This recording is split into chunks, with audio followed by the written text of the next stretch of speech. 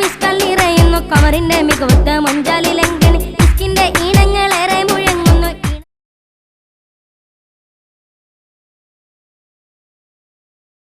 السلام عليكم. أعوذ بالله من الشيطان الرجيم. بسم الله الرحمن الرحيم. الحمد لله رب العالمين والصلاة والسلام على أشرف المخلوقين وعلى آله وصحبه أجمعين. أما بعد. ഇനി ഒരു പ്രഭാഷണത്തിന് ആവശ്യമില്ല എന്ന് എനിക്കറിയാം. അതുകൊണ്ട് ഈ മഹത്തായ സമ്മേളനത്തിൽ സമാപനം കുറിച്ചുകൊണ്ട് ഒരു 2 പ്രസംഗം ഞാൻ ഇവിടെ കേൾപ്പിച്ച് ഇൻഷാ അല്ലാഹ് ഞാൻ അവസാനിപ്പിക്കും. മുജാഹിദ് പ്രസ്ഥാനം അതിൻ്റെ അവസാനത്തേക്ക് നീങ്ങുന്നു എന്നുള്ളതിൽ നമുക്ക് സംശയമില്ല. നമ്മുടെ എല്ലാവരുടെയും നേതാവ് ബഹുമാനപ്പെട്ട ഖമറുൽ ഉലമ എ പി ഉസ്താദ് അല്ലാഹു ആഫിയത്തും ദീർഘായുസ്സും നൽകുമാറാകട്ടെ 28 വർഷങ്ങൾക്ക് മുമ്പ് കൊട്ടപ്പുറത്തിന്റെ മണൽത്തരികളെ വിറപ്പിച്ചുകൊണ്ട് ഈ മുജാഹിദുകളോട് ചോദിച്ച ഒരു ചോദ്യമുണ്ടായിരുന്നു. ശിർക്ക് എന്താണ്, എന്താണ് പ്രാർത്ഥന, എന്താണ് തൗഹീദ്? ഇന്ന് ആ ചോദ്യത്തിന്റെ ഉത്തരം പറയാനാകാതെ വഹാബികൾ കുഴങ്ങുന്ന രംഗമാണ് സഹോദരന്മാരെ നമ്മൾ കാണുന്നത്. അതുകൊണ്ട് 100ഓളം ആളുകൾക്ക് സ്വീകരണം നൽകിയ ഈ വേദിയെ സാക്ഷി നിർത്തി ഞങ്ങളൊരു വാക്ക് പറയുകയാണ്. കൊട്ടപ്പുറം സംവാദത്തിന് 30ാം വാർഷികം ആഘോഷിക്കുന്ന സമയമാകുമ്പോഴേക്ക് മുജാഹിദ് എന്ന സാധനത്തെ തന്നെ ഈ കേരളത്തിൽ നിന്ന് ഇല്ലാതെയാക്കാൻ ഞങ്ങൾ പ്രതിജ്ഞ എടുത്തിരിക്കുന്നു എന്ന് ഞങ്ങളെല്ലാം ഈ സമയത്ത് വളരെ ആവേശത്തോടെ പറയുകയാണ്.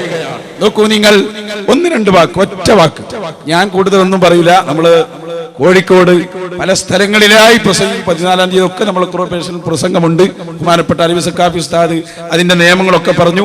ഞാൻ തൃശ്ശൂരിൽ നിന്ന് നമ്മുടെ ക്യാമ്പ് കഴിഞ്ഞ് വരുമ്പോ എല്ലാ പ്രസംഗവും നല്ല ഉഷാറായി കേട്ടുകൊണ്ട് ഇങ്ങനെ ആസ്വദിച്ച് വരികയാണ്. ബഹുമാനപ്പെട്ട എ പി ഉസ്താദിന്റെ പ്രസംഗം ഇന്ന് മുജാഹിദുകൾ അനുഭവിക്കുന്ന എല്ലാ പ്രശ്നങ്ങൾക്കും പരിഹാരം ചെറിയ എ പി ഉസ്താദിന്റെ ഉദ്ഘാടന പ്രസംഗത്തിലുണ്ട്. വഹാബികൾക്ക് അത് ഗിഫ്റ്റായി കൊടുക്കണമെന്ന് എന്റെ പ്രവർത്തകരോട് ഞാൻ ഇവിടെ ഓർമ്മപ്പെടുത്തുകയാണ്. അത്രയും നല്ല വാക്കുകൾ. പിന്നീട് അവിടെ നിന്ന് നടന്ന ഓരോ പ്രസംഗങ്ങളും നോക്കൂ നിങ്ങൾ. മുജാഹിദ് പ്രസ്ഥാനം ഇപ്പോൾ എവിടെ എത്തി? 100 ആളൊന്നുമല്ല, എത്ര ആളുകളാ വന്നുകൊണ്ടിരിക്കുന്നത്? ഓരോ ദിവസവും ഫോൺ ചെയ്ത ആളുകൾ ചോദിക്കുന്നത് അല്ല, ഈ സക്കരിയ സലാഹിയും അതുപോലെ കായക്കൊടി എന്തോ പ്രശ്നമുണ്ട്, എന്താന്ന് ഞങ്ങൾക്ക് തിരിഞ്ഞിട്ടില്ല, നിങ്ങളൊന്ന് പറഞ്ഞു തരണം. അവരെ പ്രശ്നം നമ്മൾ പറഞ്ഞു കൊടുക്കണം. മുജാഹിദ് ബാലുശ്ശേരി ഒന്ന് കൊണ്ടുവാ. നിങ്ങൾ ചിന്തിക്ക്, മുജാഹിദ് പ്രസ്ഥാനം ഇന്ന് എവിടെ എത്തിയെന്ന് ഞാൻ പറയണ്ടല്ലോ. ഇനി ഒരു സന്തോഷ വാർത്ത കൂടി ഞങ്ങളോട് പറയട്ടെ. നാളെ ഏതാ ഡേറ്റ്? 11-ാം തീയതിയാണ്. നാളെ ഒരു സംഭവത്തിന് കേരളം സാക്ഷിയാവാൻ പോവാണ്. അതെന്താണെന്നറിയോ? കേരളത്തിൽ നിങ്ങൾ പുറത്താക്കി കണ്ടതാരെ? ബാലുശ്ശേരിനും സക്കരിയനൊക്കെ അല്ലേ? എങ്കിൽ ഒരു കൂട്ടം മൗലവിമാർ നാളെ എറണാകുളത്ത് പണ്ഡിത സഭയ്ക്കെതിരെ പ്രസംഗിക്കാൻ പോവുകയാണ്. മുഖ്യ പ്രഭാഷണം നടത്തുന്നത് ബാലുശ്ശേരിയാണത്രേ. അപ്പൊ നിങ്ങൾ പുറത്താക്കി കുഴങ്ങും. ഞങ്ങൾക്ക് 100-200 ആളല്ല, നിങ്ങൾ പുറത്താക്കാൻ, ഞങ്ങൾ അകത്താക്കുക. അവിടെ ഉള്ളത് നിങ്ങൾ പുറത്താക്കുക, ഞങ്ങൾ അകത്താക്കുക. ഇത് മഹാനായ ഹസൻ മുസ്ലിയാരുടെ കറാമത്താകുന്നു, എ പി ഉസ്താദിന്റെ കറാമത്താകുന്നു, പതി ഉസ്താദിന്റെ കറാമത്താകുന്നു. ഇസ്ലാമിക പാരമ്പര്യത്തിന്റെ ഒരുപാട് ചരിത്രമുറങ്ങുന്ന ഈ കടപ്പുറത്ത് വെച്ച് ഞങ്ങൾ പറയട്ടെ, ഈ കോഴിക്കോടിന് ഇസ്ലാമിക ദിശാബോധം നൽകിയ ധാരാളം സദാതീങ്ങൾ, മഹത്തുക്കൾ ഇവിടെ അന്തിയുറങ്ങുന്നുണ്ട്. അല്ലാഹു തആല അവരുടെ ദർജ വർദ്ധിപ്പിക്കുമാറാകട്ടെ. ബാലുശ്ശേരി പ്രസംഗിക്കാൻ വന്നതിന് ഒരു മൊബൈൽ പോയിട്ടാണ്. ഒന്ന് കണ്ടോളൂ നിങ്ങൾ. മൊബൈൽ പിടിച്ചിട്ട് അയാൾ പറയുന്നത്, ഈ മൊബൈലിനാണോ വില അതോ കവറിനാണോ വില? എന്നിട്ട് പറയാ കവറിനാണ് വില എന്ന് ആരെങ്കിലും പറയോ? ഒരാൾ ജ്വല്ലറിയിൽ പോയി അവിടുന്ന് സ്വർണം വാങ്ങി, സ്വർണത്തിന്റെ കൂടെടുത്ത് സ്വർണം ഒഴിവാക്കി. ഇവനെ പോലെ വിട്ടി വേറുണ്ടോ? ഇതേപോലെയാണ് നമ്മളെ സംഘടന മുജാഹിദ് എന്നിൽ പറയാണ്. യഥാർത്ഥത്തിൽ പേരോട് ഉസ്താദൊക്കെ പണ്ടേ ഓതാറുള്ള ആയത്തില്ലേ, നുവല്ലിഹി മാ തവല്ല വനുസ്ലിഹി ജഹന്നം. ഇത് സമസ്തക്കാരോട് പറയാനുള്ളതല്ല, ഇത് മുജാഹിദുകളായ നമുക്കുള്ളതാണ് എന്ന് പരസ്യമായി ഈ കടപ്പുറത്ത് വെച്ച് ബാലുശ്ശേരിയെ കൊണ്ട് ഞങ്ങൾ ഏത്തമിടിക്കുകയാണ്. പറയൂ മുജാഹിദ് ബാലുശ്ശേരി, നിങ്ങൾക്ക് ഉള്ള മറുപടി നിങ്ങൾ തന്നെ പറ. ഒരു മൊബൈലാണ് ഉദാഹരണം, ക്ലിക്ക് ചെയ്യാതെ പോലും ഇതൊരു മൊബൈലാണ്. ഇത് മൊബൈലിന്റെ കവറാണ്. മാജിക് കാണിക്കൊന്നല്ല, പഠിച്ചോളി, മനസ്സിലാക്കി. ഇതാണ് മൊബൈൽ. ഇതിനാണ് പ്രാധാന്യം. ഇത് താഴെ വീണ് ഉടയാതിരിക്കാനുള്ള സേഫ്റ്റിയാണ് ഈ കവർ. ഒരാൾക്ക് മൊബൈൽ പൊട്ടിയാലും മണ്ടിയില്ല, ചതഞ്ഞാലും മണ്ടിയില്ല, സിം കാർഡ് പോയാലും മണ്ടിയില്ല, ഇതിനൊന്നും പറ്റരുത് എന്നൊരു ടീം തീരുമാനിച്ചാലോ അതുപോലെയാണ് നമ്മൾ. സംഘടന എന്തിനാ? ഇത് പ്രൊട്ടക്ട് ചെയ്യാനാ. ഏതുപോലെ ജ്വല്ലറി പോയി, ജ്വല്ലറിയിൽ നിന്ന് 2 പവൻ സ്വർണം വാങ്ങി. അപ്പൊ ഒരു പെട്ടിയിൽ ഇട്ട് കൊടുത്തു, ഒരു ചുവന്ന കടലാസിൽ. ഒരുത്ത സ്വർണം കളഞ്ഞ് പെട്ടി മുറുക്കി പിടിച്ച്. ഓനെ പോലെ പെട്ടി ഈ ഭൂമിയിൽ വേറുണ്ടോ? ഇനി നിങ്ങൾ കേട്ടോ, ഓരോ കാര്യങ്ങളും ഞാൻ എന്നെ സ്ട്രൈക്ക് ചെയ്തേ. ആദർശപരവും സംഘടനാപരവുമായ ഒരു തെറ്റ് ചെയ്താൽ ആജീവനാന്തം പുറത്ത്. ആദർശപരമായി തെറ്റ് ചെയ്ത 1 കൊല്ലം പുറത്ത്. നമുക്ക് ഏതാ വലുത്? ഇത് കൃത്യമായ രേഖയെന്ന് ഞാൻ വഹിക്കണേ, നിഷേധിക്കാനാവാത്ത രേഖയെന്ന്. ഏത്? ആദർശപരമായി ഗുരുതരമായ പാപം ചെയ്തു. ബുഖാരിയെ തള്ളിക്കളഞ്ഞു, ഹദീസ് നിഷേധിച്ചു, ഷഹാദത്ത് കലിമയുടെ 2ാം ഭാഗം നിഷേധിച്ചു, കൊച്ചാക്കി. അയാൾക്ക് 1 വർഷം പണിഷ്മെന്റ്. സംഘടനാപരമായി ചെയ്താലോ ആജീവനാന്തം പുറത്ത്. നമുക്ക് ആദർശാണോ വലുത്? സംഘടനയാണോ? ഇനിയും തിരിച്ചറിയുന്നില്ലേ? ആയിക്കോ പോയിക്കോ.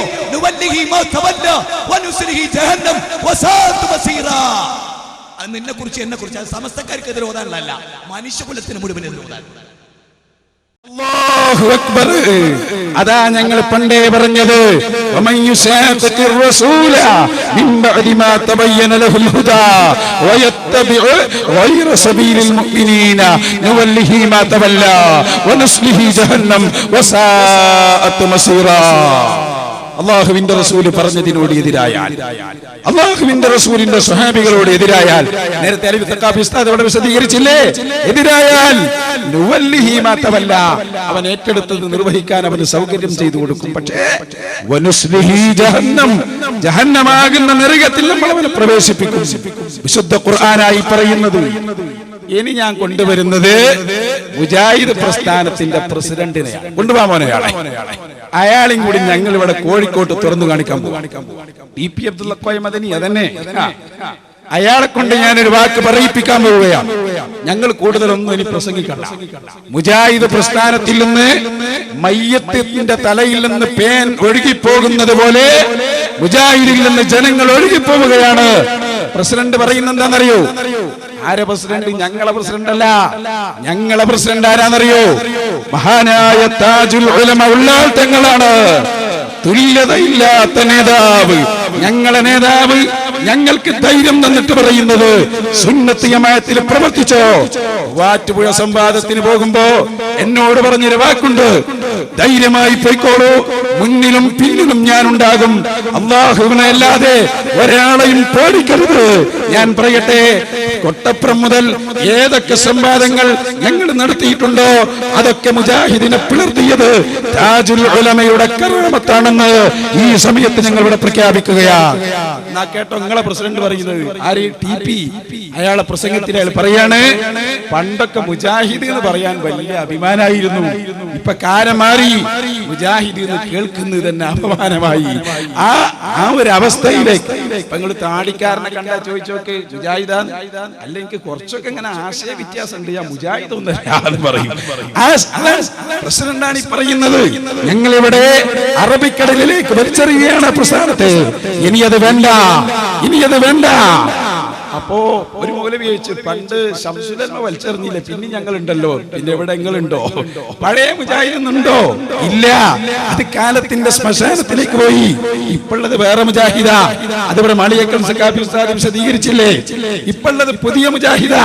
ആ മുജാഹിദിനെ മഹാനായ ഇ കെ ഹസൻ മിസ്രിയാരുടെ, ഇ കെ ഉസ്താദിന്റെ, എ പി ഉസ്താദിന്റെ മക്കളായ ഞങ്ങൾ അറബിക്കടലിലേക്ക് വലിച്ചെറിയുകയാണ്.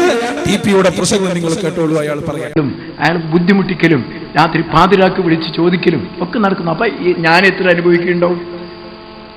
എനിക്ക് എന്നെ സംബന്ധിച്ചിടത്തോളം വളരെ അപമാനമായി നമ്മുടെ സംഘടനയെ സംബന്ധിച്ച് അഭിമാനമായിരുന്നു അത്. നമ്മൾ തന്നെയാണല്ലോ ഈ മടപൂരികളേറ്റൊക്കെ ഭിന്നിച്ച്. നമ്മൾ വേറെ ആരുമല്ലല്ലോ. 10-12 കൊല്ലം നമ്മുടെ കൂട്ടായ്മ എന്തായിരുന്നു? നമ്മൾ എത്ര അന്തസ്സിലാണ് നടത്തിയത്? എന്തൊരു തിരിച്ചുപിടിക്കലാണ് നമ്മളെ ഈ ആദർശം നമ്മൾ നടത്തിയത്. ആദർശമില്ലായിരുന്നു അത് എന്തെല്ലാം നിലക്ക്. എന്നിട്ട് എന്തെല്ലാം അന്ന് അവരുടെ ഭാഗത്ത് കേൾക്കേണ്ടി വന്നു. എന്നിട്ട് നമ്മുടെ സംഘടനയെ ഈ നിലക്ക് ഭദ്രമായി ഇപ്പം പറയാം, സംഘടന ഭയങ്കര ആരായിരുന്നു ഉണ്ടാക്കിയത്? ആരായിരുന്നു കൂടിയിരുന്നു? നമ്മളെല്ലാവരുടെ കൂട്ടായ്മയല്ലേ? അതിലെന്തെങ്കിലും ഉണ്ടായിരുന്നു? എന്തൊരു ആത്മാർത്ഥമായ ബന്ധമായിരുന്നു നമുക്കുണ്ടായിരുന്നത്. സ്നേഹബന്ധം എവിടെയും കാണുമ്പോൾ ഈ ആദർശബന്ധം ഇതെന്തേ മുഴുവൻ നശിപ്പിച്ചില്ലേ? മുഴുവൻ ഏത് ഗ്രാമത്തിൽ ചെന്നാലും രണ്ടായി നിൽക്കല്ലേ ഇപ്പോൾ? ആരാണ് ഇതിന് കാരണക്കാർ? നിങ്ങൾ തന്നെ, അല്ലെങ്കിൽ ഒന്നുകിൽ ജിന്ന് അല്ലെങ്കിൽ അതാരാ? ഇനി അയാളെ ഒന്നുകൂടി ഞാൻ കൊണ്ടുവരാം. അയാളൊന്ന് കൃത്യമായി പറയട്ടെ. മുജാഹിദ് പ്രസ്ഥാനത്തിന്റെ പ്രവർത്തകർ ആശയക്കുഴപ്പത്തിലാണെന്നും മുജാഹിദുകൾ ബേജാറിലാണെന്നും പറയുന്നത് മുജാഹിദിന്റെ പ്രസിഡന്റായിരുന്ന TP അബ്ദുള്ള കോയ മദനിയാണ്. നിങ്ങൾ സ്നേഹത്തോടെ ഒന്ന് ചോദിച്ചോട്ടെ, നിങ്ങൾ അതൊന്ന് പിരിച്ചു വിട്ടുപോകുമോ? അതാ ഞങ്ങൾക്ക് ചോദിക്കാനുള്ളത്. അതൊന്ന് പിരിച്ചു വിട്ട് ഈ കേരളക്കരയെ നിങ്ങളൊന്ന് രക്ഷപ്പെടുത്തുമോ? കണ്ടോ, അയാൾ ഒന്നുകൂടി പറയട്ടെ. സമൂഹത്തിൽ ഇന്ന് അനുഭവിപ്പിക്കുന്ന അപമാനം എന്താ നിങ്ങൾ വിചാരിക്കുന്നത്? ഒരു മുജാഹിദായിരുന്ന അഭിമാനമായിരുന്നു, അന്തസ്സായിരുന്നു. ഇന്ന് ജിന്ന് നമ്മളിങ്ങനെ ചൂണ്ടിക്കാണിച്ചിട്ട് ഇന്ന് രാവിലെ ഒരുത്തനെ ഓണാഘോഷവുമായി ബന്ധപ്പെട്ടിട്ടുള്ള ഒരു വലിയ ഒരു നേതാവുമായിട്ട് സംസാരിച്ചപ്പോൾ അയാൾ പറഞ്ഞു, നിങ്ങളെ കൂടുതൽ ജിന്നില്ലേ, എന്നിട്ട് നിങ്ങളെന്താ അതൊക്കെ ജിന്ന് എന്ന് പറഞ്ഞാൽ നിങ്ങളെ അഭിപ്രായമാണോ? ടീപ്പിന്റെ എല്ലാം എനിക്കറിയാലോ എന്നിട്ട് പരിഹസിച്ചു. അപ്പൊ ഈ സമൂഹത്തിൽ മുഴുവൻ നമ്മളെ പരിഹസിക്കപ്പെടുന്ന, അപമാനിക്കപ്പെടുന്ന ഒരവസ്ഥയിലേക്ക് ഈ പ്രസ്ഥാനത്തെ കൊണ്ടുപോയതാരാണ്? നേരം പുലരുമ്പോൾ ഇത് അവസാനിപ്പിച്ചു തരാം. നിങ്ങൾ ഇതിന് മൂകമായി പിന്തുണ നൽകുകയും എല്ലാ അർത്ഥവും നൽകി സഹായിക്കുകയും എല്ലായിടത്തും ഭിന്നിപ്പുണ്ടാക്കുകയും ചെയ്യുന്നതിന് വിരുദ്ധമായി കേരള ജംഇയ്യത്തുൽ ഉലമയുടെ എന്തായി? നിങ്ങളൊന്ന് ഞാൻ പറഞ്ഞത് കേട്ട ഞാൻ അവസാനിപ്പിച്ചു തരാം. നിങ്ങളെ അനുയായികൾ സുന്നികളാ? നേതാവിനെ പോലും കാഫിറാക്കുന്ന ആളല്ലേ സക്കരിയ? എന്താ പറഞ്ഞ ടീപ്പിനോട്? നിനക്ക് ഞാൻ കുറച്ച് ക്ലിപ്പെടുത്ത് വെച്ചിട്ടുണ്ട്, അതെന്റെ കടലുണ്ടി പ്രസംഗത്തിൽ ഞാൻ ഇടും. അയാളെ മുന്നിൽ കടലുണ്ടി. പ്രസിഡന്റിനോടുള്ള ബഹുമാന. ഞങ്ങളെ നേതാവ് താജുൽ ഉലമ കൈകൊണ്ടൊന്ന് ആംഗ്യം കാണിച്ചാൽ അനുസരണ ബോധമുള്ളവരാണ് സുന്നികളെന്ന് നിങ്ങൾ ഓർക്കണം. നിങ്ങൾക്ക് ആ ബോധമില്ല, അതാ നിങ്ങൾക്ക് സംഭവിച്ചത്. അത് സക്കരിയ പൂർത്തിയാക്കുന്നു. അയാൾ പറയുന്നത് കേട്ടോ, നമ്മളെ മുജാഹിദ് പ്രവർത്തകർ പണ്ടൊക്കെ ഭയങ്കര വിശ്വാസമായിരുന്നു നമ്മൾ കണ്ടപ്പോ. പക്ഷേ ഇപ്പൊ ഒരു സ്ഥലത്ത് മുജാഹിദ് ഉണ്ട് പറഞ്ഞത് നമുക്ക് ബേജാറാ. ഓനേതാ ഗ്രൂപ്പ്, ഓൻ പെണ്ണൂരിയ, ജിന്നൂരിയ, മടവൂരിയ, സംശയമാണ്. ആകെ സംശയമാണ് ഇപ്പോ മുജാഹിദ് പ്രവർത്തകരുടെ അവസ്ഥ. സക്കരിയ സലായി പറയുന്നു, TPയുടെ വാക്കിന്റെ വിശദീകരണം അതോടെ പൂർത്തിയാകും. സക്കരിയ പറഞ്ഞോട്ടെ. പറയേണ്ടി വന്നതുകൊണ്ടാണ്. ഒരു തരം ചാരപ്പണി നമ്മുടെ പ്രസ്ഥാനത്തിൽ നടന്നുകൊണ്ടിരിക്കുകയാണ് കുറെ കാലമായിട്ട്. പരസ്പര വിശ്വാസം നഷ്ടപ്പെട്ടു. മുജാഹിദ് പ്രവർത്തകർ തമ്മിൽ കണ്ട എന്തൊരു സ്നേഹമായിരുന്നു അല്ലേ? ഏതൊരു സ്ഥലത്ത് ചെന്നാൽ അവിടെ ഒരു മുജാഹിദ് പ്രവർത്തനം ഉണ്ട് എന്നാൽ എന്തൊരു സന്തോഷമായിരിക്കും. ഇന്നിപ്പോ സംശയ ഇപ്പം ഏതാ മറ്റേ കോക്കസാ? നമ്മളെ കാണുമ്പോ ഇപ്പൊ ജിന്ന.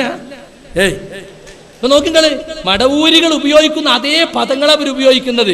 ജിന്നൂരികൾ, നവയാഥാസ്ഥികർ, ഖുറാഫികൾ എന്നൊക്കെ നമ്മളെ സംബന്ധിച്ച് പറയുന്നത് നേരെ ഇങ്ങോട്ട് കടമെടുത്തു.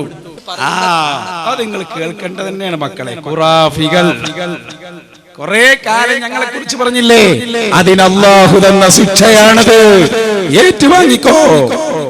ഇനി അവരെ തല്ലും കൂടി കാണിച്ചത്. തിരുവനന്തപുരം ജില്ലയില് ഞാൻ 2 ദിവസം മുമ്പ് പ്രസംഗിക്കാൻ പോയി.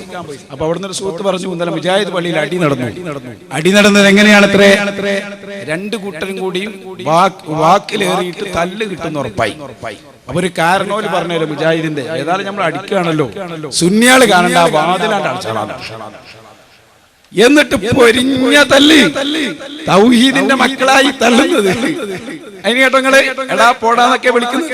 എടുക്കുമ്പോനെ നമ്മളെ അബ്ദുറഹ്മാൻ സലഫിന്റെ അലറലൊന്നും കാണാനല്ലോ. 801 എസിലെടുത്തു. നിങ്ങൾ ചിന്തിക്കണം, അബ്ദുറഹ്മാൻ സലഫി ആരാ? വേറോട് ഉസ്താദിനോട് വാഴക്കാട്ടെന്ന് മുട്ടിയൊരു ചങ്ങാതില്ലേ അബ്ദുറഹ്മാൻ സലഫി. അയാളെ പിന്നെ കണ്ടിട്ടില്ല, ഇപ്പൊ അടുത്ത ആളെ കണ്ടത്. അയാളെ സക്കരിയ ആളെ ശിഷ്യനാ. അപ്പൊ യാ ഇബാദല്ലാഹ് ഹദീസൊക്കെ അവിടെ വിശദീകരിച്ചു, അതിനി പറയണ്ട. ആ ഹദീസ് അത് സക്കരിയ സലാഹി എടുത്തു പിടിച്ചപ്പോ കണ്ടോ നിങ്ങൾ പറയുന്നത്? ഇയാൾ അലറുകയാണ്. ഈ പറഞ്ഞ അബ്ദുറഹ്മാൻ സലഫി സക്കരിയനോട്, കൊണ്ടുവാടാ ഹദീസ്, എവിടെ നിന്നാണ് നിനക്ക് ഹദീസ് കിട്ടിയത്? ആരാടാ ഹദീസ് പഠിപ്പിച്ചത്? സക്കരിയ എന്നിട്ട് പറയാണ്, കണ്ടോ ഇയാൾക്ക് ശൈത്താൻ കാര്യം. ശൈത്താൻകാർ ഇതയാക്കണത്ര. അതിന്റെ പുറമെ സക്കരിയപ്പോ അടുത്ത് വലിയ സ്നേഹത്തിൽ ഇയാൾ പെരുമാറിയിട്ട് അയാൾ സക്കരിയന്റെ എല്ലാം പറഞ്ഞു. ഞാൻ ഒന്നും പറയേണ്ട ആവശ്യമില്ല. അബ്ദുറഹ്മാൻ സലഫി പ്രസംഗിക്കുന്നത് സക്കരിയ സലായി നിങ്ങൾ കേൾപ്പിക്കും. ഒരു മിനിറ്റ്. ഇനി നമ്മൾ അബ്ദുറഹ്മാൻ സലഫി ഒന്നും കൂടി പറയട്ടെ. മൂപ്പരാണല്ലോ ഈ ദുഷ്പ്രചാരണത്തിന് നേതൃത്വം കൊടുക്കുന്ന ആള്. അതിന് മുമ്പ് മൂപ്പര ലാസ്റ്റ് ക്ലിപ്പ് ഒന്ന് ഇട്ടുകൊടുത്താ കള്ള ഹദീസും പിടിച്ച് നടക്കുക തന്നെ. അതൊന്ന് കേട്ടോളിങ്ങൾ. മരുഭൂമി ചെന്നുപെട്ട ഒരു ജിന്നിനോട് ചോദിക്കാനുള്ള ഒരു കള്ള ഹദീസും പിടിച്ച് കള്ളത്തരം പറഞ്ഞ് മുവഹിദുകളെ ശിർക്കിലേക്ക് കൊണ്ടുപോവുകയാണോ? ഇതാണോ ഹദീസ് പണ്ഡിതന്മാരുടെ പണി? ഏത് ഹദീസാണോ നീ ഓതിയത്? ആരാണോ നിനക്ക് ഹദീസ് പഠിപ്പിച്ചു തന്നത്? മരുഭൂമിയിൽ പോയ ജിന്നിനോട് ചോദിക്കണമെന്ന് എവനാണോ നിന്നെ പഠിപ്പിച്ചത്? ആരാ നിനക്ക് ഹദീസ് പഠിപ്പിച്ചത്? ആ മുഹദ്ദിസിനെ കൊണ്ടുവാ ഇങ്ങോട്ട്. ധൈര്യമുണ്ടെങ്കിൽ കൊണ്ടുവാ ഇങ്ങോട്ട്. ഹദീസ് പഠിപ്പിച്ചു തരാ. ഹദീസ് പണ്ഡിതന്മാരല്ലാത്ത ഞങ്ങളുടെ മുന്നിലേക്ക് വാ. എങ്ങനെയുണ്ട്? ഇന്നലെ കരയായിരുന്നു. ഞാൻ തലശ്ശേരി വന്നിട്ട് സക്കരിയാൻ എത്ര ഞാൻ അതിൽ നിർത്താൻ നോക്കിയെന്നറിയോ? എന്റെ കരളല്ലേ എന്നത്താ.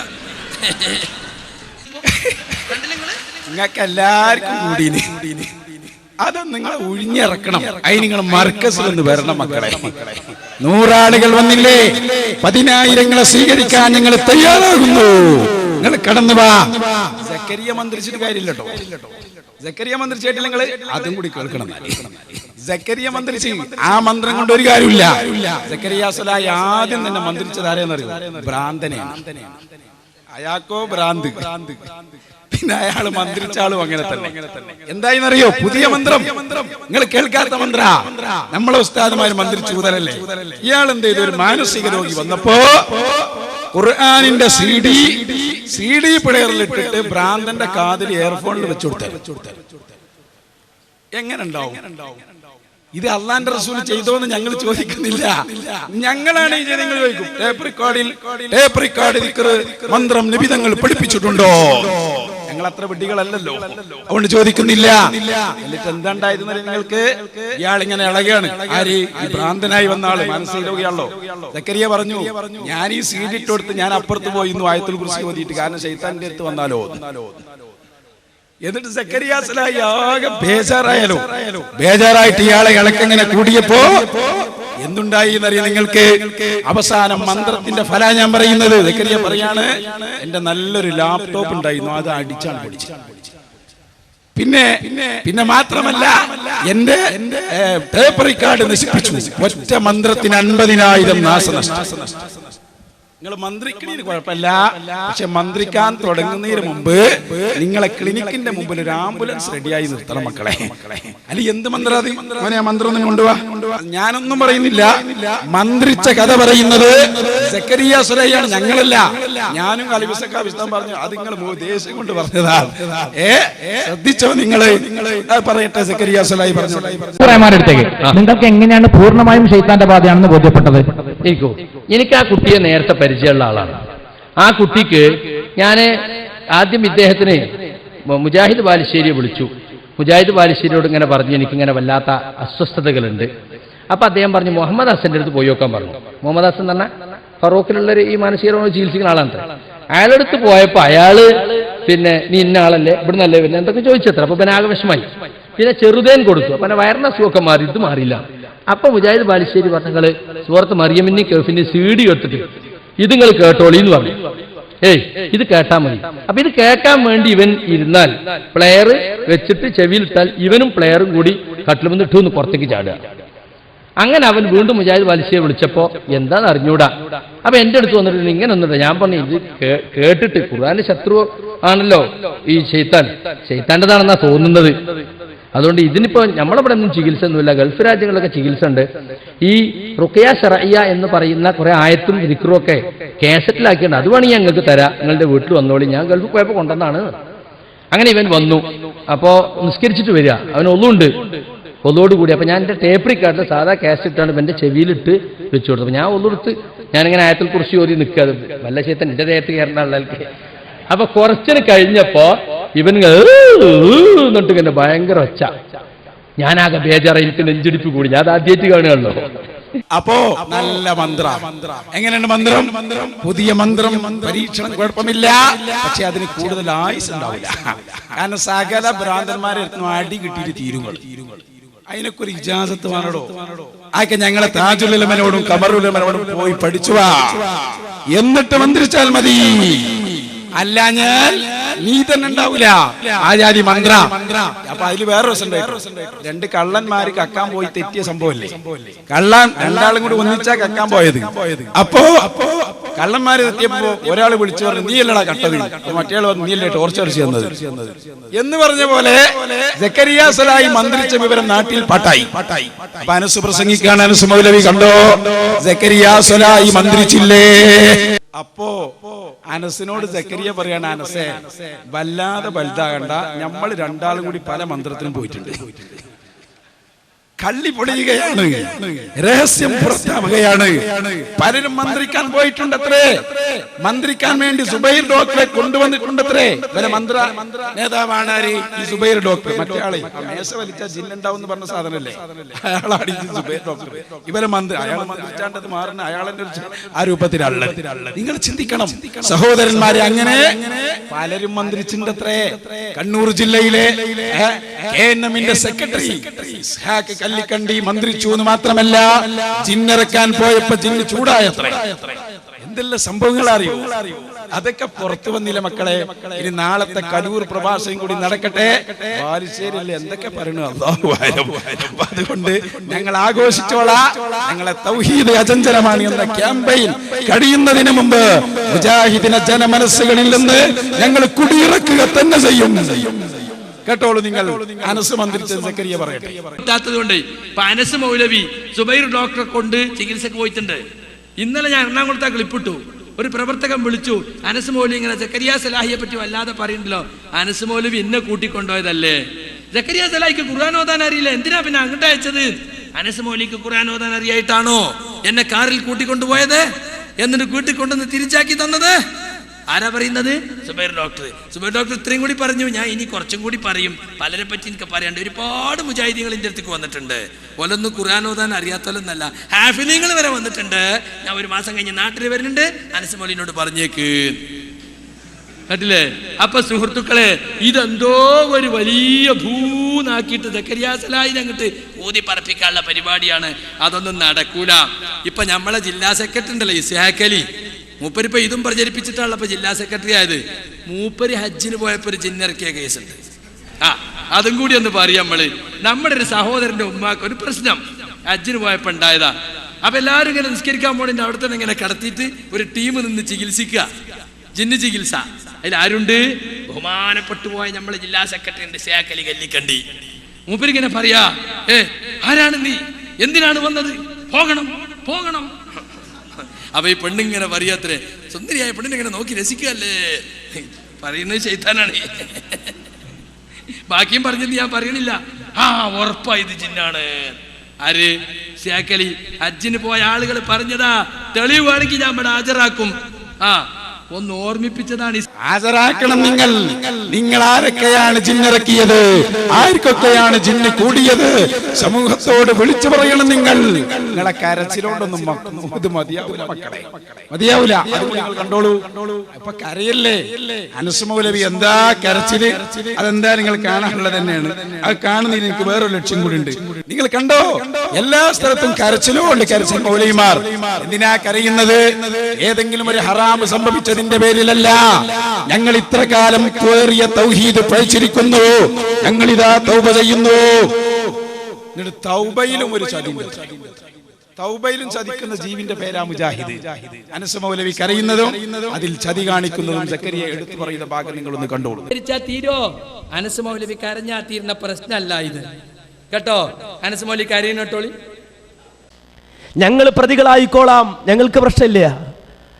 പക്ഷേ ഞങ്ങൾ കാരണം എൻ്റെ ഒരു വാക്കുകൊണ്ട്, ഹനീഫ് കായിക്കോടെ ഒരു വാക്കുകൊണ്ട്, അബ്ദുറഹ്മാൻ സലഫിയുടെ ഒരു വാക്കുകൊണ്ട് ഒരു മനുഷ്യൻ വഴികേടിലാകരുത് എന്ന് ഞങ്ങൾക്ക് ആഗ്രഹമുണ്ട്. ഞങ്ങൾ ഇങ്ങനെ പറഞ്ഞിട്ടുണ്ടെങ്കിൽ മാലോകത്ത് ജീവിക്കുന്ന മുഴുവൻ ആളുകളോടും ഞങ്ങൾ മാപ്പ് ചോദിക്കുന്നു. പക്ഷേ ഞങ്ങൾ ഒരു കാര്യം പറയാം, തുറന്നു പറയാം, മനസ്സറിഞ്ഞുകൊണ്ട് പറയാം. ആ വിശ്വാസം ഞങ്ങളുടെ മനസ്സിലില്ല. ഞങ്ങൾ വിശ്വസിച്ചിട്ടില്ല.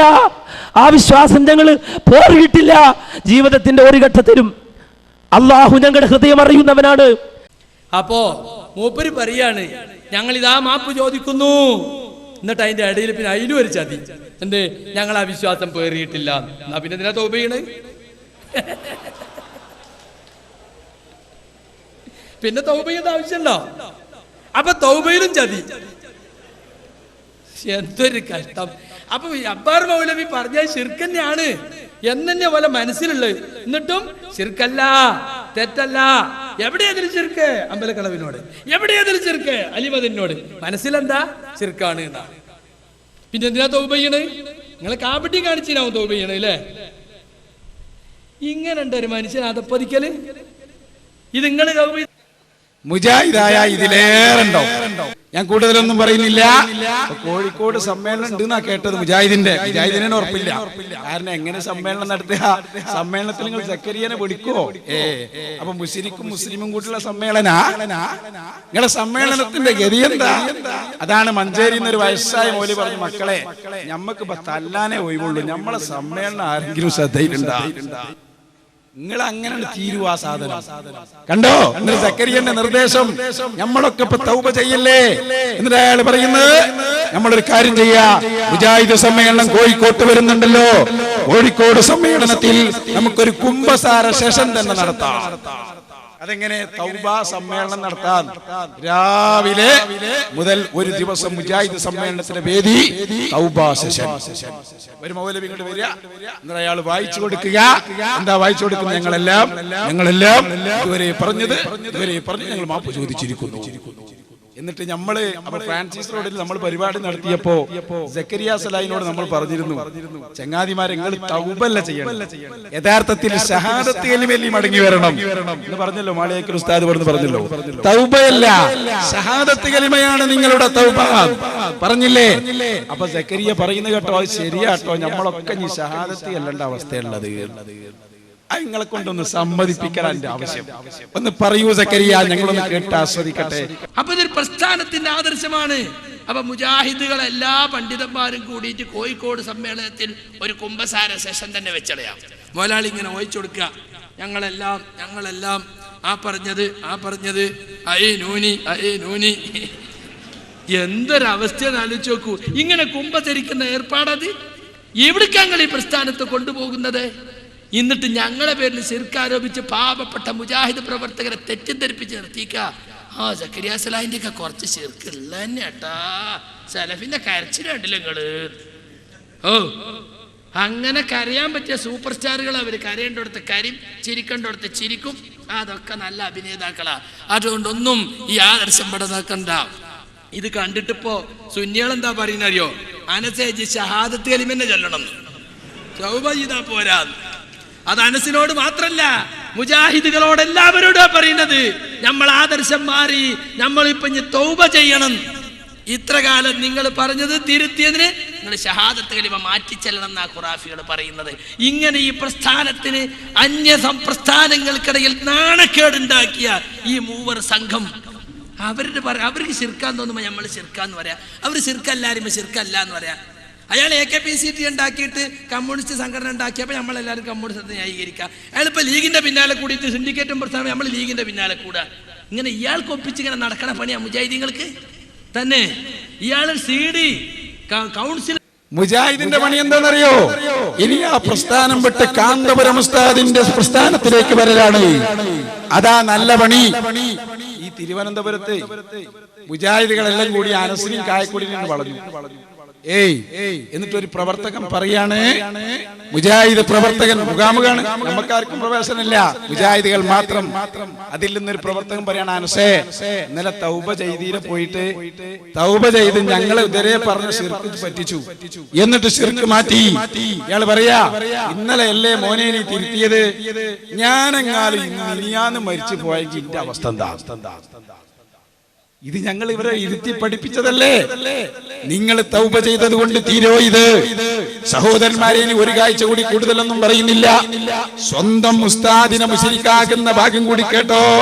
ഞങ്ങൾ ഈ കോഴിക്കോട്ടത് പറയാനുള്ള കാരണം, ഈ മഹാനായ ഞങ്ങളെ നേതാവ് ശൈഖുനാ EK ഹസൻ മുസ്ലിയാർ, അല്ലാഹു അവിടുത്തെ ദർജ വർദ്ധിപ്പിക്കുമാറാകട്ടെ.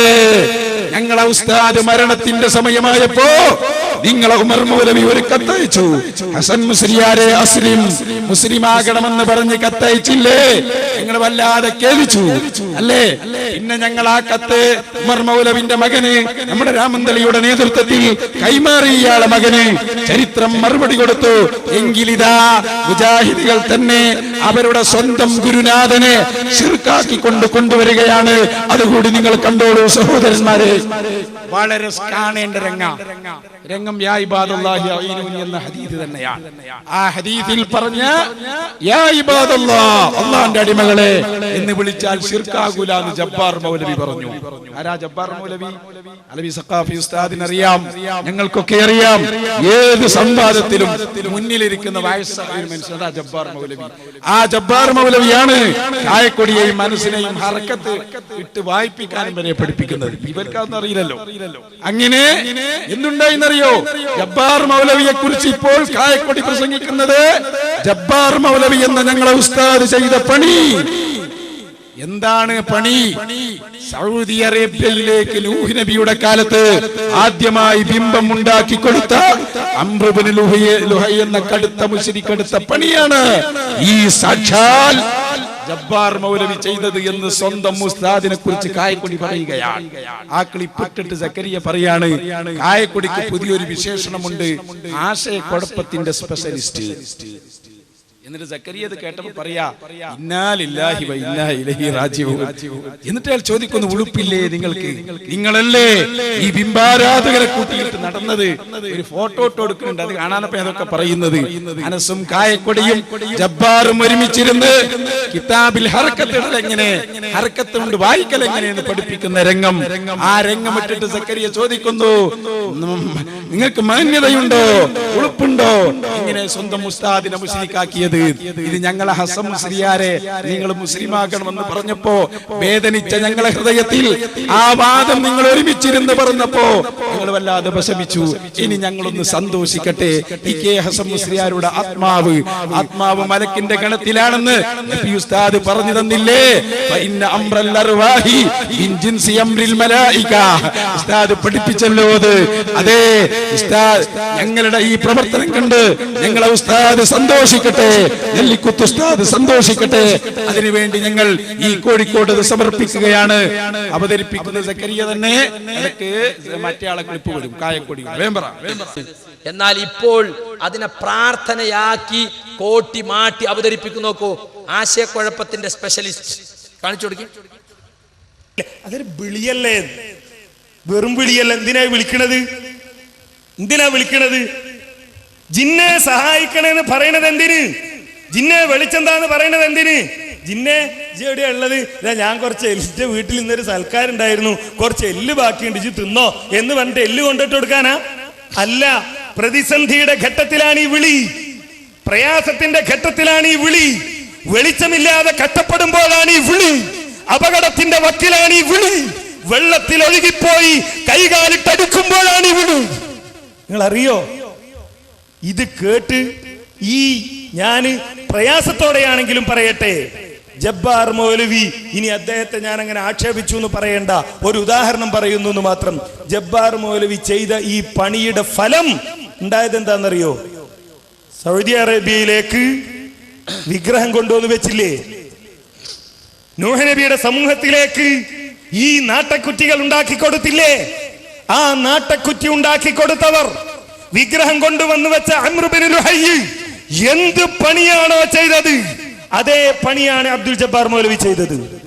മൂപ്പരിത് ഇന്നാ ലില്ലാഹി വ ഇന്നാ ഇലൈഹി റാജിഊൻ. ബിംബാരാധനക്ക് സൗകര്യം ചെയ്തു കൊടുത്ത് അറേബ്യയിലേക്ക് ബിംബം കടത്തിക്കൊണ്ടുവന്നവൻ ചെയ്ത പണി ഏതോ അതാണ് അബ്ദുൽ ജബ്ബാർ മൗലവി ചെയ്തത്. എടോ, ഈ ബിംബാരാധകനെ കൂട്ടിയല്ലേ സംവാദത്തിന് നടന്നിരുന്നത്? ഈ മുശരിക്കിനെ കൂട്ടിയല്ലേ നിങ്ങൾ ഇത്രയും കാലം നടന്നിരുന്നത്? അപ്പുറത്തും ഇപ്പുറത്തും ഇരുന്ന് കിതാബ് നോക്കി അദ്ദേഹം പറയുന്നത് കാതോർത്തിരുന്ന് അദ്ദേഹത്തിന്റെ അടുത്ത് കിട്ടുന്ന വിജ്ഞാനം നുകർന്ന് ഇപ്പൊ അദ്ദേഹത്തെ തള്ളി പറയുകയാണ്. നന്ദി കെട്ടവരെ, നിങ്ങളല്ലേ ഇത് പറയൂ? ആലുവ സംവാദം കഴിഞ്ഞ് ഇല്ലത്താനിയിൽ കുടുങ്ങി അവസാനം ഒതുക്കുകൽ വിശദീകരണം ഉണ്ടാക്കാൻ വേണ്ടി മൗലവിയുടെ വീട്ടിൽ വന്നു താമസിച്ചിട്ട് അന്ന് ഒന്ന് നോക്കിയോളൂ ഫോട്ടോ, അത് കാണണ്ടേതാ. സെന്ററിൽ ഇരിക്കുന്ന ആളാരാ? അതാണ് ആ വയസ്സായ ജബ്ബാർ മൗലവി. അപ്പുറത്താരാ? ആ താടക്കൈ വെച്ചിരിക്കുന്നത് അതാണ് കായക്കൊടി ആശയക്കുഴപ്പത്തിന്റെ സ്പെഷ്യലിസ്റ്റ്. ഇപ്പുറത്താരാ? അതാണ് അനസ് മൗലവി. ഈ കോഴിക്കോട്ട് ഞങ്ങൾ പറയട്ടെ, അപ്പുറത്തും ഇപ്പുറത്തും നിന്ന് കിതാബ് നോക്കിയിരുന്ന നിങ്ങളെ ഉസ്താദ് ഇന്ന് മുശ്രിക്കായില്ലേ? നിങ്ങളെ വിശ്വാസത്തിൽ രണ്ട് സൈഡിലുള്ളവരോ അവര് കാഫിറുമായി. ഇതാണ് മുജാഹിദ് പ്രസ്ഥാനം. കണ്ടോ? ഇടമുട്ടത്തല്ലേ ലാസ്റ്റ് സംവാദത്തിന് വന്ന സക്കരിയ? പിന്നെ ആളെ കണ്ടിട്ടുണ്ടോ? ഇല്ല. എന്താണെന്നറിയോ? കായക്കൊടിക്കാരൻ ഹനീഫ് മൗലവിയുടെ ഒരു പരാതി. സക്കരിയ സലാഹി മുഖാമുഖം നടക്കുമ്പോ അയാൾ ഫോൺ ഓഫ് ആക്കലാണ്. മുഖാമുഖത്തിന്റെ ദിവസം സംവാദം വരുമ്പോ ഇയാൾ ഫോൺ ഓഫ് ആക്കൂല. ഫോൺ ഓഫ് ആക്കും. സക്കരിയ പറഞ്ഞു, ഞാൻ മാത്രമല്ല നമ്മളെല്ലാരും ഓഫാക്കലല്ലേ, പിന്നെ എന്തിനാ എന്നെ മാത്രം പറയണേ? എന്നിട്ട് നിങ്ങളെ മനസ്സിലാക്കണം, സക്കരിയ സലാഹി കായക്കൊടിയോടൊരു ഉപദേശം എന്താണെന്നറിയോ? ജമാഅത്തെ ഇസ്ലാമിക്കാരോട് നമ്മൾ മേപ്പോട്ട് നോക്കി വാദപ്രതിവാദത്തിന് പോകുന്നത് പോലെ സുന്നി മക്കളോട് നടക്കൂല കേട്ടോ. അവര് കിതാബോധി പഠിച്ചവരാണ്. മർക്കസിന്റെ ഫലം ഇവിടെ കാണുകയാണ്. ഞാനത് വിശദീകരിച്ച് പറഞ്ഞ സീഡി തന്നെ ഇവിടെ ഉണ്ട്. മർക്കസ് നയിച്ച ആദർശ വിപ്ലവം വാങ്ങിക്കേട്ടോ സഹോദരന്മാരെ.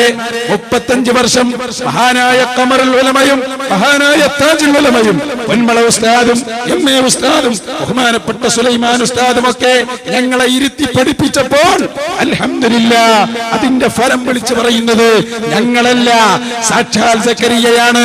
അയാൾ പറയുകയാണ്, പറയാ ഒരു ചർച്ചക്ക് നമ്മൾ പോകൂല, സംവാദം വാദപ്രതിവാദം ഓടും, ഇന്നിരിക്കാൻ നാളെ ഇരിക്കാറുണ്ട് ഇങ്ങനെ പറയും. എന്നിട്ടോ വാദപ്രതിവാദത്തിന്റെ ദിവസം ഒരാൾ അവിടുന്ന് കാറിൽ വരും, മറ്റേ ആൾ ഇവിടുന്ന് ചിരിച്ചു വരും, മറ്റേ ആൾ അവിടുന്ന് ഇങ്ങോട്ട് പുഞ്ചിരിച്ചു വരും. അത് ജമാഅത്തേരോട് നടക്കും, കാരണം ഓർക്ക് അതൊന്നും അറിയില്ലല്ലോ. സുന്നികൾ അങ്ങനെയല്ല, അവർ കിതാബോധി പഠിച്ചവരാണ്. അവരേറ്റ് കാളമൂത്ര പ്രസംഗം നടക്കൂല, അവർ കിതാബിൽ തഹ്ഖീഖുള്ളവരാണ്. അതുകൊണ്ട് ആ കളിയുമായി അങ്ങോട്ട് പോകണ്ട. കണ്ടോ നിങ്ങള്, പാഠം പഠിച്ച സക്കരിയ സലാഹി സ്വന്തം നേതാവ് അതെ മറ്റുള്ള മൗലവിമാരോട് നടത്തുന്ന ഉപദേശം കൂടി നിങ്ങൾ കേൾക്കണം. അതുകൊണ്ട് നിങ്ങൾ ജമാഅത്ത് മുഖാമുഖത്തിന് ശംസുദ്ദീൻമാലത്ത് ഇവിടുന്ന് വന്ന് വണ്ടി ഇറങ്ങും, മജീദ് സലാഹി ചിരിച്ചുകൊണ്ട് അക്കാറിലുണ്ടിറങ്ങും, മറ്റേയാൾ അങ്ങനെ മൂന്നാളും 3 ഭാഗത്തുനിന്ന് സ്റ്റേജിൽ കയറണമാതിരി സുന്നിയാളെത്തുള്ള മുഖാമുഖത്തിന് പോകാൻ പറ്റൂല. ഇത് നിങ്ങളെ കാളമൂത്ര സാഹിത്യം വായിച്ച മുഖാമുഖം, കിതാബ് നോക്കിയുള്ള പരിപാടിയാണ്. അതുകൊണ്ട് നമ്മൾ ഇരിക്കണം. വാദപ്രതിവാദത്തിനും മുഖാമുഖത്തിനും മുന്നോടിയായി ദിവസങ്ങൾ നിങ്ങള് 10,000 കൊല്ലം തപസ്സിരുന്നാലും ഞങ്ങളെ നേരിടാൻ നിങ്ങൾക്ക് സാധ്യമല്ല. ഓടമ്പുഴയിൽ സംവാദം നടത്തിയപ്പോ CP ഉമർ സുല്ലമി വന്നിട്ട് പറയാണ്, കരിമ്പിലാക്കലിനോട് മടവൂരികളെ, ഇനി മേലിൽ ഇത്തരം സംവാദത്തിന് എന്റെ മക്കൾ പോകരുത്. അഥവാ സംവാദം ആവശ്യമായി വന്നാൽ ഞങ്ങൾ പോയിക്കോളാ. അപ്പുറത്തുനിന്ന് കാന്തപുരമട ഉസ്താദ് അടക്കമുള്ള നമ്മുടെ അവരെ പണ്ഡിതർ വരട്ടെ, നമ്മളെ പണ്ഡിതന്മാര് ഞങ്ങളും പോയിക്കോളാ. നിങ്ങൾ ഈ കുട്ടികൾ പോയി ഇടങ്ങാറാന്ന് കണ്ടിട്ട് ഞങ്ങൾക്ക് വല്ലാത്ത സങ്കടമുണ്ട്. എന്നാൽ ഞങ്ങളൊന്ന് പറഞ്ഞോട്ടെ, 8 ഗ്രൂപ്പുകളോടും പറയാനുള്ളത്, നിങ്ങളുടെ പണ്ഡിത സംഘടന വാദപ്രതിവാദത്തിന് വരികയാണെങ്കിൽ ഞങ്ങൾ തയ്യാറാണ്. പക്ഷേ ഇനി ഞങ്ങൾ പറഞ്ഞയക്കുന്നത് ഞങ്ങളെ പണ്ഡിത സംഘടനയല്ല, ഞങ്ങളെ SBS-കാരെ ആയിരിക്കുമെന്നാണ് ഈ സമയത്ത് ഞങ്ങൾക്ക് പറയാനുള്ളത്.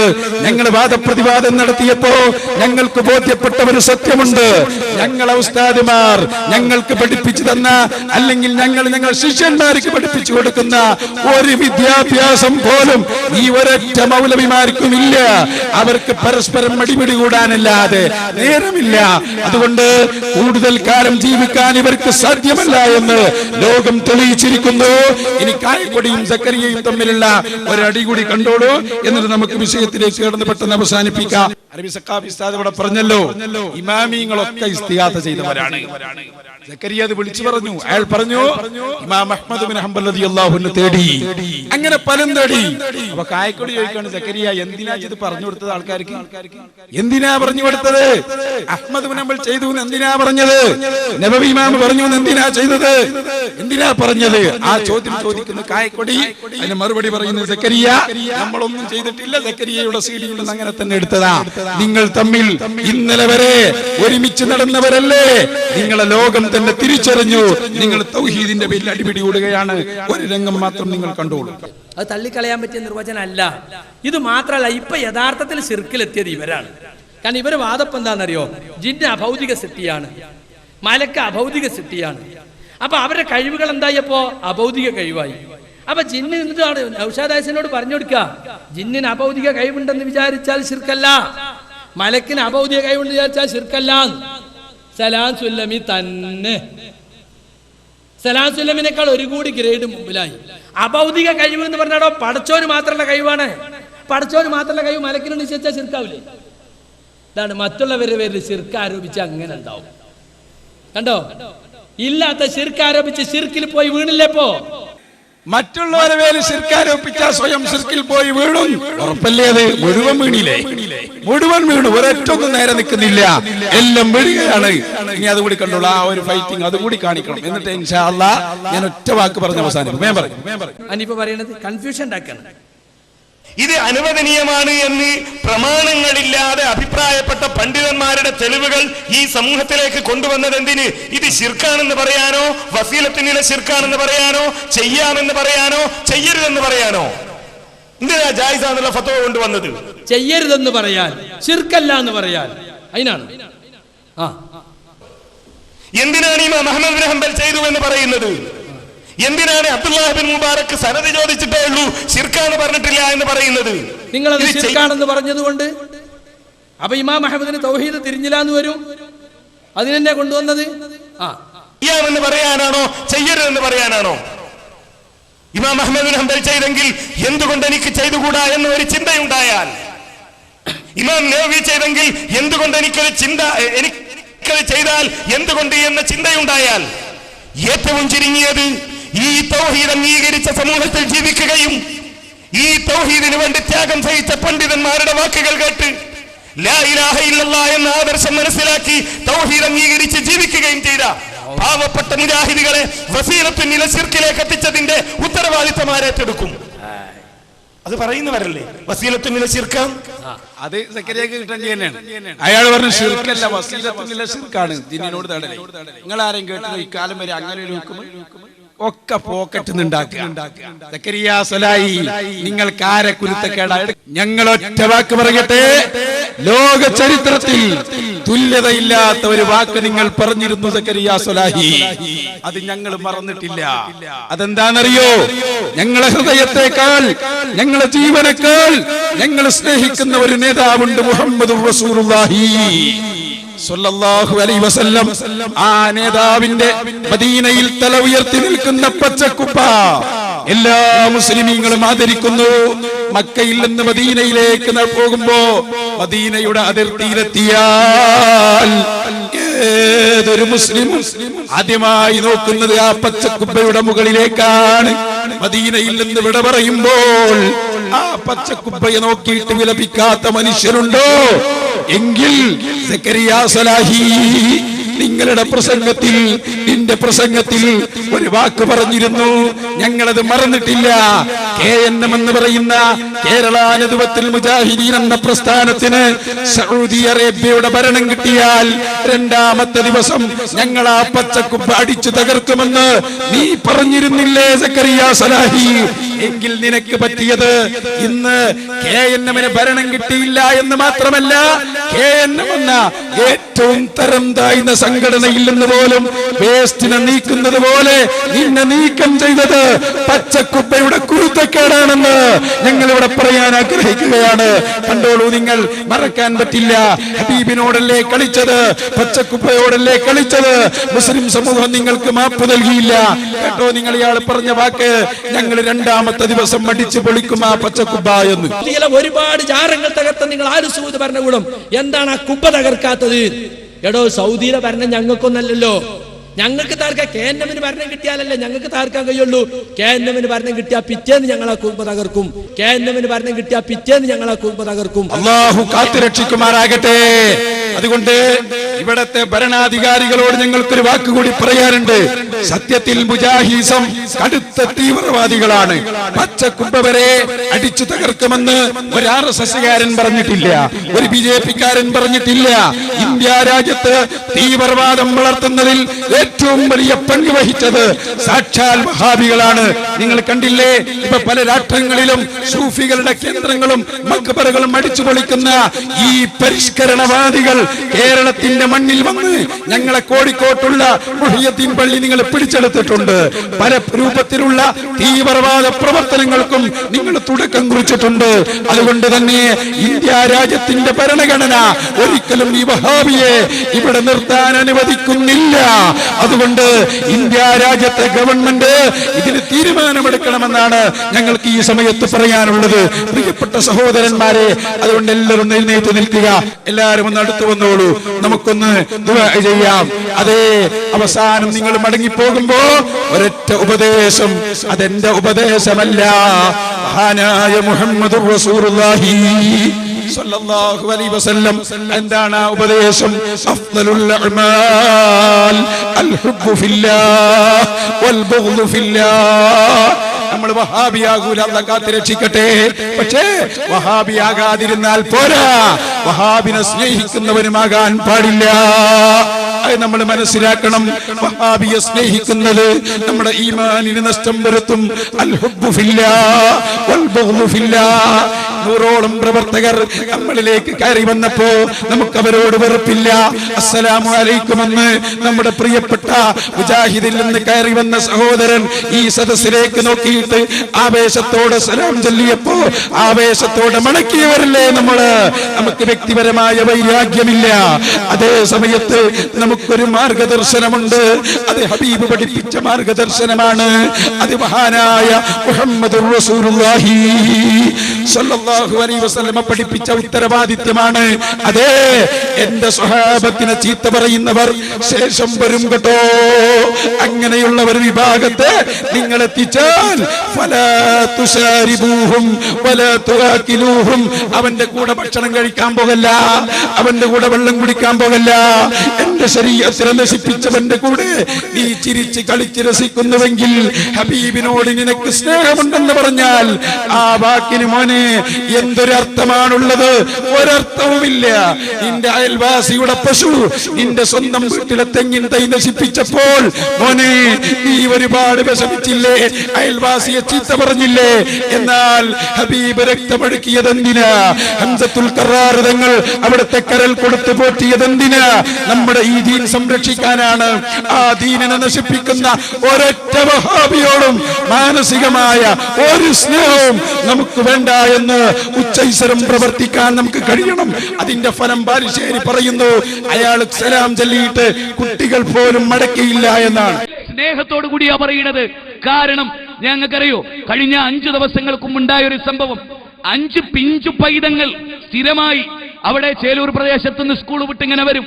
അസ്ർ നിസ്കരിക്കാൻ വേണ്ടി പോകുമ്പോൾ ഞാൻ അസ്സലാമു അലൈക്കും എന്ന പിഞ്ചു പൈതലിനോട്, അതിലേറ്റവും ചെറിയൊരു മോൻ, ഏറി വന്നാൽ 6 or 7 വയസ്സുണ്ടാവും, അവൻ തിരിഞ്ഞു നിന്നിട്ട് വിളിക്കുന്നു, ഓന്റെ ഒരു സലാം.